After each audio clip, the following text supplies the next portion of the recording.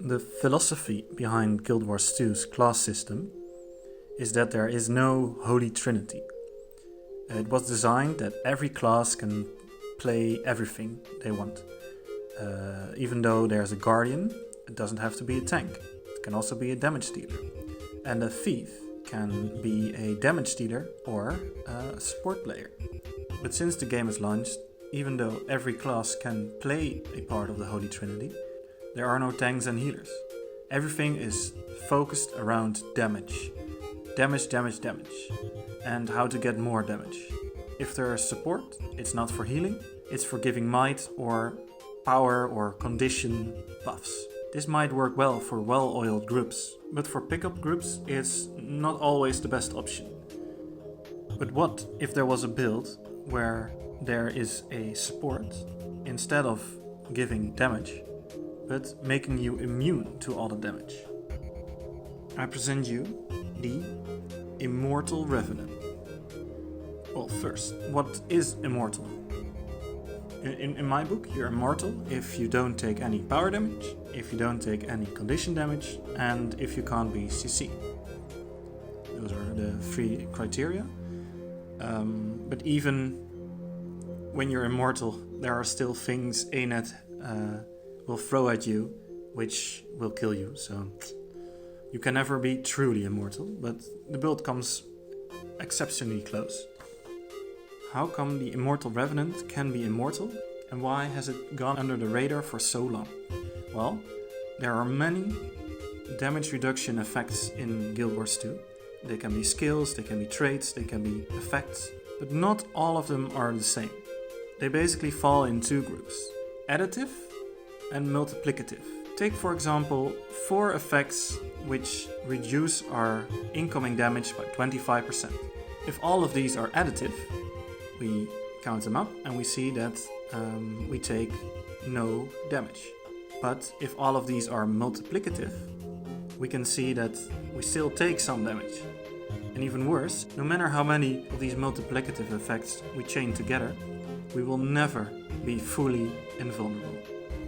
So now that we know that there's a difference, which ones are most important?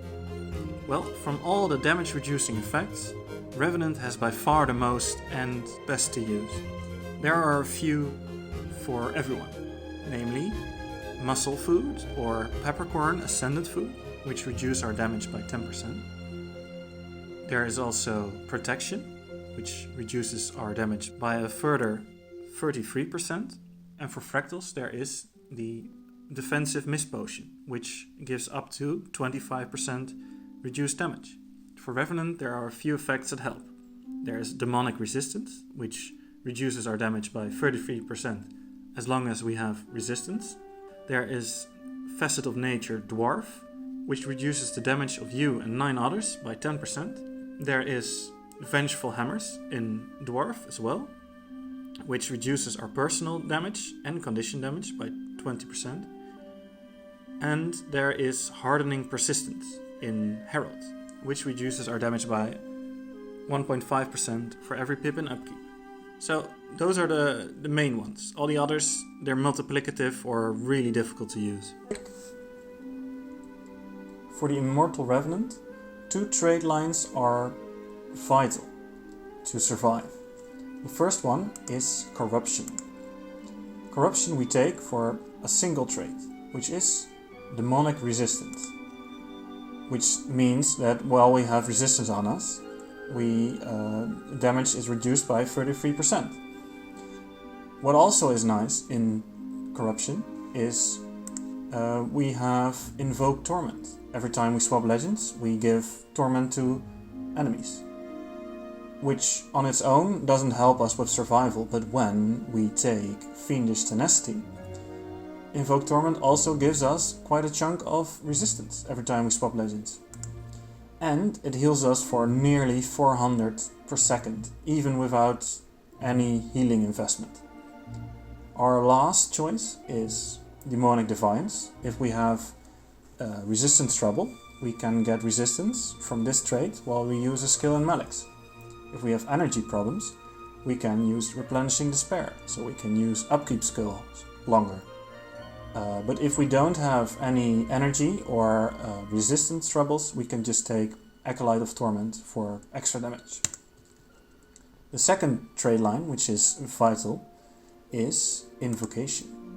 In Invocation, the choices are quite set. We have Rising Tide for more damage, Spirit Boon, so we can give a boon to us and our allies, although it's in quite a short radius, so probably for you only, unless you have a quality group sticking together, which gives you resistance when you swap to Malix, you have stability when you swap to Jealous, or you have protection when you swap to Glint, which are quite important boons for this build. And lastly, we can choose Roiling Mist for 20% more critical chance, but it's kind of wasted when we have Charged Mist. If you practice well enough and have fun with the build, then you can swap Legends nearly on cooldown when you have low energy for 25 extra energy when you start in a Legend. And instead of 50, you have 75 energy, and that's a lot to work with. To showcase how this trade works, I will start with the solo Revenant build, which in this case, in Fractals, uses Herald. There are not many good choices in Herald. We have Elder's Respite because the others don't make sense. We have Might when we give a boon, and we have extra damage while we have upkeep skills. And for our utility skills and legends, we have Glint, and we use Malix. Because when we have food, we have 10% less damage. We have our defensive potion, which is 25%. Glint gives us a good uptime of protection, and Malix gives us a good uptime of resistance, and that brings us to 100%. I'll showcase that now. First we take our food for 10%. We already have our Fractal Potion. Now we give ourselves protection. And let's see how the build works in action. We swap, so we get some resistance. And you can see that, well, bleeding does nothing. There's lots of damage going around, but not the right one.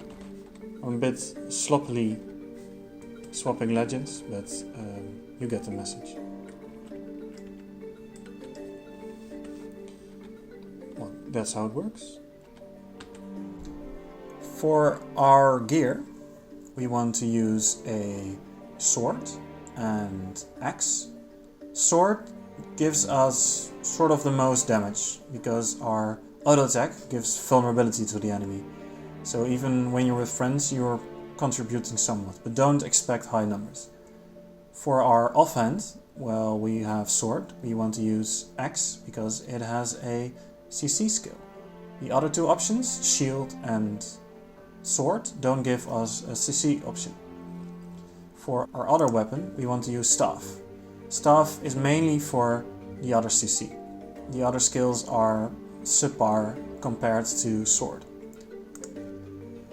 For our gear, we want to use something with boon power, boon duration, to have a high uptime of boon duration.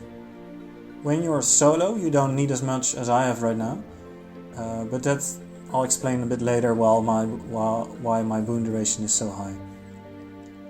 For runes, there's two options. You have leadership for maximum boon duration, or durability for quite a lot of boon duration, but also you grant protection and regeneration and resistance to your allies. Not for long, but every little bit helps. And for sigils, do whatever. I have rage for funsies. I have more quickness, 6 seconds of quickness every 20 seconds, and force for whatever. Go wild, make something up, maybe you find a better sigils to use. As you've seen in the solo, you've seen that when alone, your damage is, well, non-existent. So why should you choose a build which is immortal, so you won't wipe, but every fight would take half an hour? Well, this is the great thing. Just one person can carry a group. So there are 3 fractal builds I want to showcase, and the first one is the simplest one and probably most common one, where you have 4 damage dealers and 1 support. So the support is basically the solo build. So we have our 2 core trade lines, we have our Herald, which gives regeneration power and does more damage, and it is basically the solo build, but with more boon duration. So you can give more energy, more boons to your friends. There is a difference in playstyle. While Glint stays the same, while in Malix you don't want to trigger your elite skill and 1 pain absorption, you now want to spam pain absorption while you're in there until you can swap to Glint and go back. This way you can sort of make sure all your friends have resistance. So our Malix is up, so we spam and spam and spam.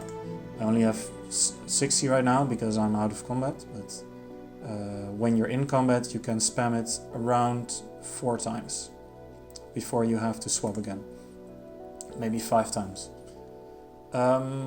And yeah, the higher boon duration, the easier it is for the others to survive, but the more or the better your teammates are at swapping legends on cooldown, the easier time you have and the less boon duration you need. So what do we need for the other 4? Well, basically the top 2 trade lines stay the same, but we don't need Herald. There is a better option, and the best option is, in my opinion, Renegade. Renegade provides us with our Citadel commands, which gives us the might we were lacking with our Herald, and we can give ourselves alacrity, or our team gives themselves alacrity. It's not that important in my opinion, but it's nice to waste your energy on might and alacrity. It also gives us 33% extra critical gems, which we were missing from Rolling Mist while we're not dodging. I'll come to that in a moment. Now, what are the most damaging trade lines? Probably this one, this one, this one. Middle, middle, middle. Our gear should probably be Vipers for extra condition damage and expertise. Our runes are Renegade runes, something that does damage. You probably know it better than I. And for our legends, we want Malix and Jealous. While we are in Malix, we want to use our Embrace the Darkness and empty our weapon, and we want to empty our energy with other skills. And when we are in Jealous, we want to use our Road, our Inspiring Reinforcements, to give ourselves stability. And you can also do the hammers, go wild. As long as you place the Road, you should be fine.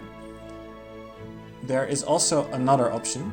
If you don't need stability, you can go Kala for Soulcleave Summit, or for Razor Claw's Edge, or whatever floats your boat, as long as you go below 10 energy and swap. Right. Maybe shouldn't mention this one first. You don't want sword, you want mace, axe, and shortbow for the most damage. And as nearly all Revenant weapon skills, your skill number 5 is your CC skill. So you want to use 4, 3 for damage and want to save up your 5 if you know you need the CC. And if you don't need to CC, use it. Same is true for Mace X. You want to use your 2, you want to use your 3, and you save up your 5 for CC skills. And basically it goes empty your energy while you can, and when you're below 10, swap. That's the rotation. And try to do as much damage as you can. Stay near your boon guy, and you should be, well, having a painless adventure. The second team I want to promote is sort of the easiest one to do. You are in Herald. You are your solo build, which with all the weapons from Herald. And basically it's 5 solo builds. This ensures that everyone has great boon uptime, which also means that you can just get rid of most of your boon duration. You want to still keep like 33%, which can be covered with durability and Fractal Potion. And stacking close together for the juicy spirit boons. This ensures that you have most of the boons up all the time, and it's rather painless, but it comes at the cost of damage. You are not using any of the best damage skills. It's great to try it out with friends to sort of get a feel for it. And the last group is more of a proof of concept, which I have not really figured out yet. I don't know if it works, but I'm throwing it out here. You would want Renegade as your third option, or Devastation, something that does a lot of damage. I think even with all the damage increases that Renegade with their Kala's Fervor and 33% extra critical hit chance, you would want to go Condi Rev over Power Rev, and you don't take Malix. Why? Why, you ask? You want to take Kala, Dwarf, or Shiro? And how do you get your protection and regen? You get them all from Runes of Durability and enough boon duration, and from Fiendish Tenacity. So with proper swapping and from the boon, you can get enough protection and resistance uptime to go around. The only downside is you need to stick close together, and if someone is out of stack and they lose the boons, then you're screwed. So this is mostly proof of concept for the real hardcore players who want a bit more of a challenge while staying immune. As with the other builds, you want to stay in. When you have our Dwarf, you want to lay down a road for stability. When you're in Shiro, you want to pop your Impossible Odds. And when you are in Kala, just a moment. And when you are in Kala, you want to pop your Soulcleave Summit and whatever. Maybe a bit of a Hero Command or Orders from Above.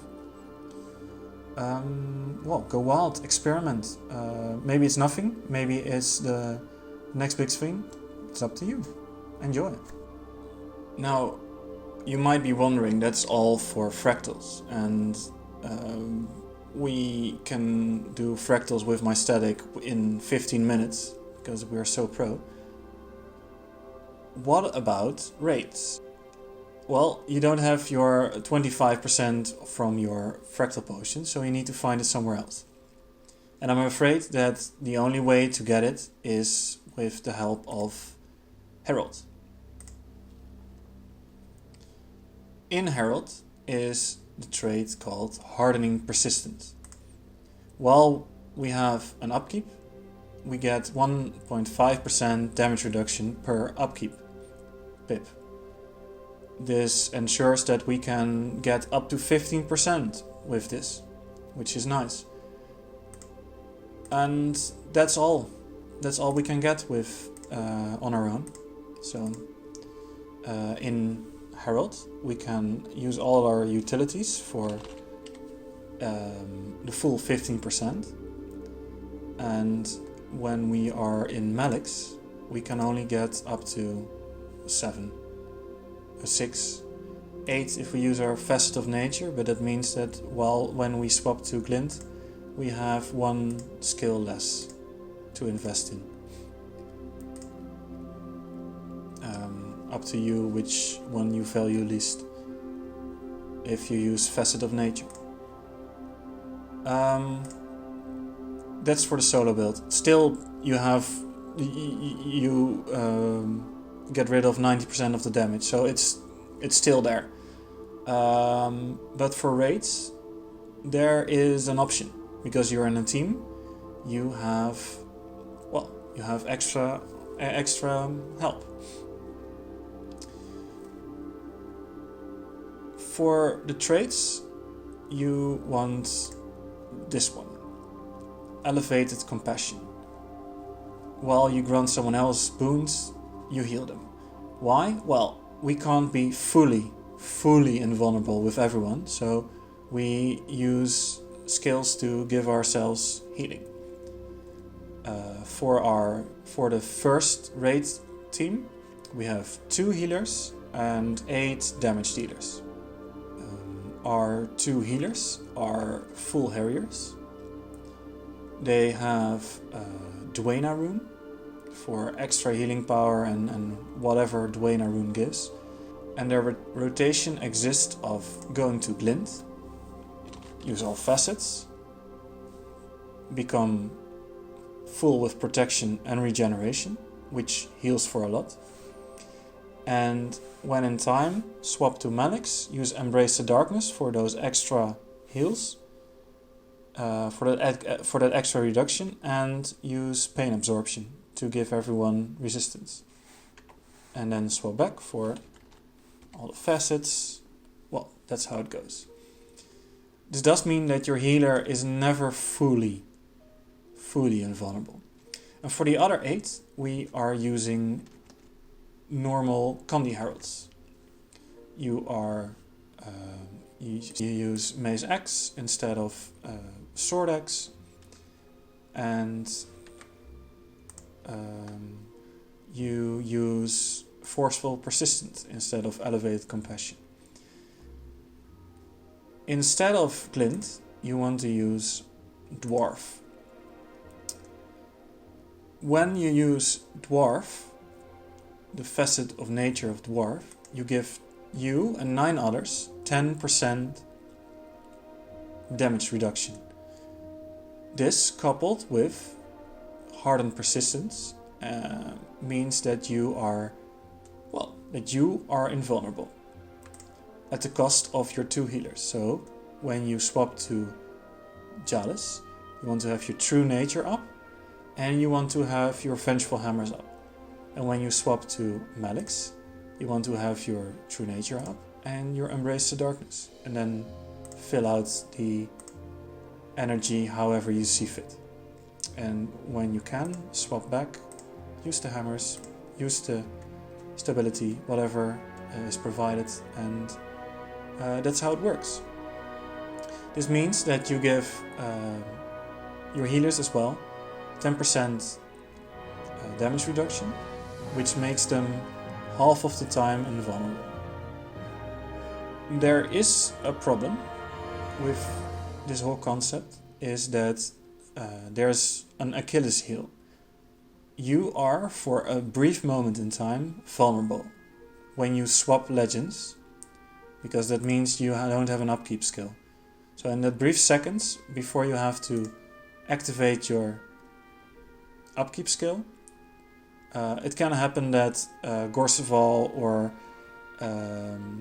Desmina hits you and you're out. Well, see how it goes. You're still quite sturdy, but you're not fully there. A thing to note with Team 1 is that when you use Facet of Nature Dwarf, that you want to alternate it. So you have 8 people in your squad who can use Facet of Nature Dwarf. You want to have 4 start in Dwarf with the Facet of Nature up, and 4 start in Malix. And I would imagine that naturally everyone will eventually have Facet of Nature Dwarf up constantly. If everyone starts in Dwarf, then you will have a downtime of not getting the 10% damage reduction, which can be detrimental. The second team is quite a bit more boring, but it works.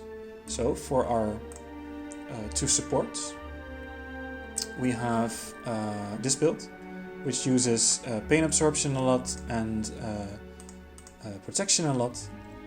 And for our 8 damage dealers, we don't want invocation. I know. We want devastation, and we want all the good damage increase skills. For 2 players in each subgroup, take Assassin's Presence, and the others take Thrill of Combat. And for your legends, you want to use Dwarf, and only Dwarf. In our Corruption, we want to take Replenishing Despair. This ensures that when we're in Dwarf, we can toggle on Vengeful Hammers forever. And Vengeful Hammers gives us 20% less incoming damage and 20% less incoming condition damage, which is irrelevant. Coupled with Hardening Persistence, gives us more than the 25 we're missing. Oh, and we want Forceful Persistence, because we are not granting anyone boons. We are boon getters. There we go. That's basically it. You are immune, but your 2 healers are doing all the work. It's boring, but it works. The last raid team is the same as the last Fractal Team. It's a proof of concept. It is still the durability rune team, where you just stack up on boon duration, stack close to each other, and let the runes do their work. But this time you also use Fest of Nature, and you have 5 players. You alternate the 10% incoming buff, Vengeful Hammers for the extra persistence, and you don't have to use Malix. Well, but you can use, for example, Assassin for Impossible Odds. What does the future bring for this build? There are a few updates on the horizon, which change resistance to only negating the non-damaging conditions, which is still very powerful, and demonic resistance is still not altered. But it does mean that you get damage from conditions, so you can't really stand in meteors anymore. There will also be another boon, Resolution, to reduce the damage from conditions, but honestly 33% is not really enough. That said, ANET has given us more resistance than we started with before. So this build is not as invincible as before, but it's easier. It will be easier for people to operate, which in my opinion is a boon. Also, I imagine this is not really the way the game is meant to be played, so I don't think it will stay unnerved for long. How they will nerf it, I don't know. But I don't hope they mess with additive and multiplicative, because that will ruin quite a lot of builds who are unknowingly benefiting from additive damage reduction. Well, it's up to ANET how they will handle this. Or not. Everyone can just run Firebend as usual.